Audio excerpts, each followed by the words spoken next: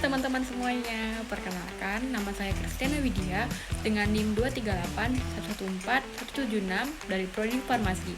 Pada kesempatan kali ini, saya ingin mengajak teman-teman untuk mengikuti kegiatan saya dalam kelas bioproses pengolahan kopi. Let's go! Kita dari kelompok F mau ke hutan kebun kopi. Ya.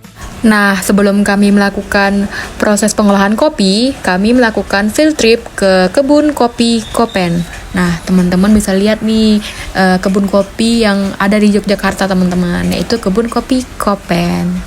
Kebun kopi Kopen ini terletak di Desa Penting Sari, teman-teman. Nah, di sini kami juga melihat bagaimana para petani memetik langsung kopi yang ada di kebun. Nah, para petani memetiknya dengan cara selective picking, yaitu petani melihat buahnya satu persatu, lalu jika sudah matang salah satu dari buah tersebut dipetik.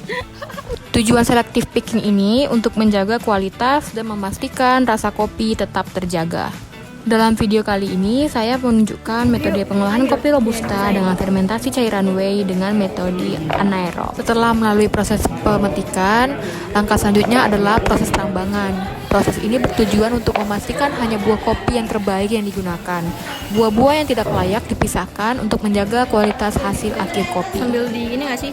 Setelah proses perambangan, proses selanjutnya adalah proses pulping.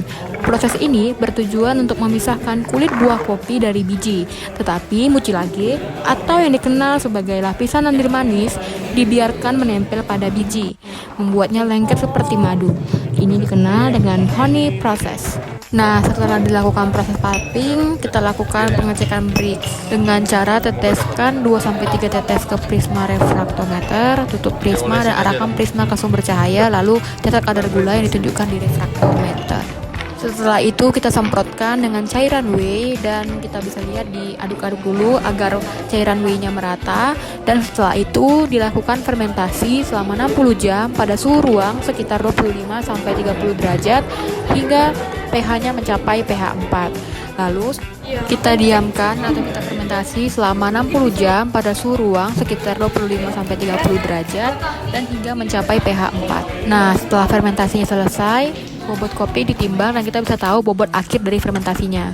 Parameter keberhasilan fermentasi itu yang pertama ada aroma alkohol yang khas, yang kedua ada perubahan warna, yang ketiga ada uap air. Nah, teman-teman bisa lihat juga di dalam video aroma alkohol khas itu sudah tercium dari kami menghirupnya. Lalu yang kedua perubahan warna juga sudah terjadi. Teman-teman bisa lihat perubahan warnanya agak sedikit lebih menghitam. Lalu yang ketiga adanya uap air di sekat-sekat kopi tersebut.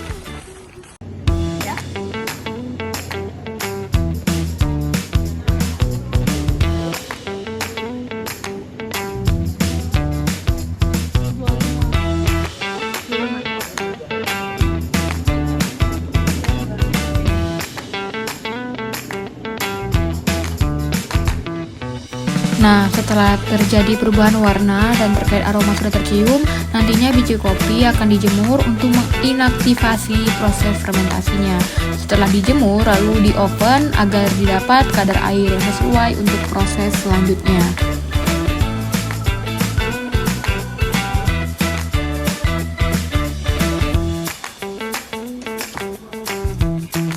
Nah, lalu setelah proses di oven, selanjutnya biji kopi yang sudah kering dilakukan proses sortasi. Proses ini bertujuan untuk melihat mana biji yang baik dan mana biji kopi yang cacat atau yang sudah tidak layak lagi. Nah, biji kopi yang tidak layak lagi nanti akan dibuang dan akan digunakan biji kopi yang masih baik. Di proses sortasi ini dilakukan untuk menentukan red kopi yang dihasilkan juga.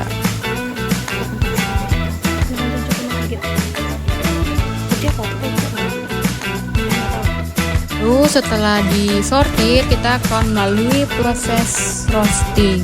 Nah, teman-teman bisa lihat proses roastingnya masih juga menggunakan alat. Proses roasting ini juga bertujuan untuk menghilangkan rasa biji dan aroma dari biji kopi tersebut. Biji kopi yang belum dipanggang atau belum di roast itu cenderung memiliki rasa yang hambar. Nah, dengan bantuan roast ini nantinya akan membantu untuk memberikan rasa pada kopi.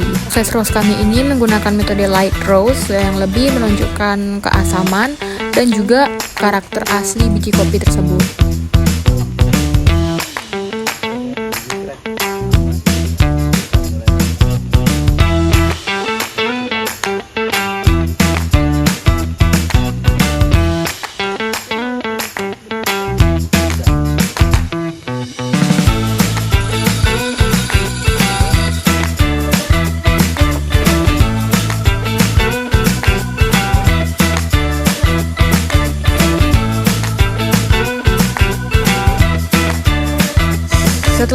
kopi dipilih, saatnya proses penyediaan air panas dengan suhu 90 sampai 96 derajat Celcius. Lalu dituangkan ke bubuk kopi. Proses ini dilakukan dengan hati-hati untuk mengekstraksi rasa yang terbaik dari biji kopi tersebut. Langkah berikutnya adalah penilaian kualitas kopi. Para barista akan menilai aroma dan rasa kopi untuk memastikan hasil kopi yang terbaik. Dan di sini juga kami melakukan proses semacam membaui kopi untuk mencium aroma dari hasil kopi yang kami ciptakan, yaitu fermentasi dengan cairan whey. Teman-teman bisa lihat di video ini bagaimana cara-caranya.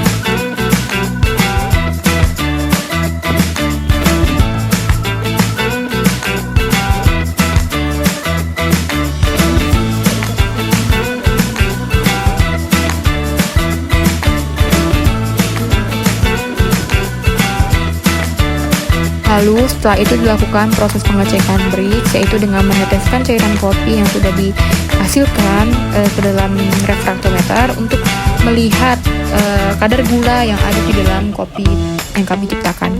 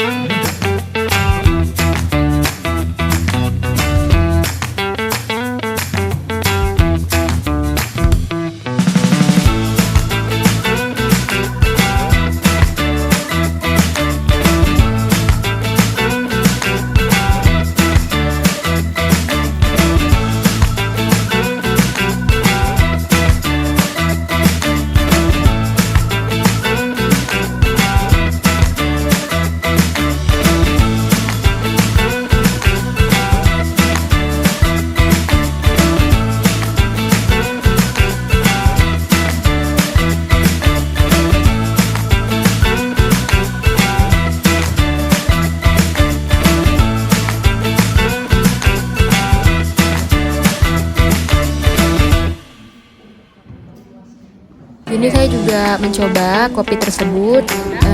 Rasa yang pertama kali saya rasakan yaitu rasa pahit dan juga rasa dari rasa asam yang dari whey tersebut.